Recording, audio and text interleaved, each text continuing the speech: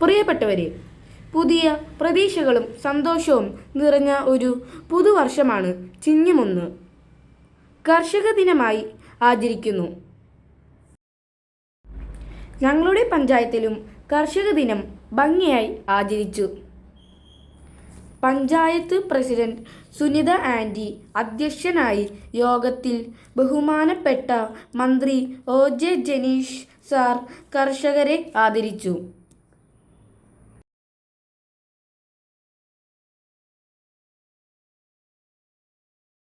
കർഷകരെ ആദരിക്കുന്നതിൽ ഈ വർഷം എന്നെയും മികച്ച വിദ്യാർത്ഥി കർഷകനായി ആദരിച്ചതിൽ ഏറെ സന്തോഷം.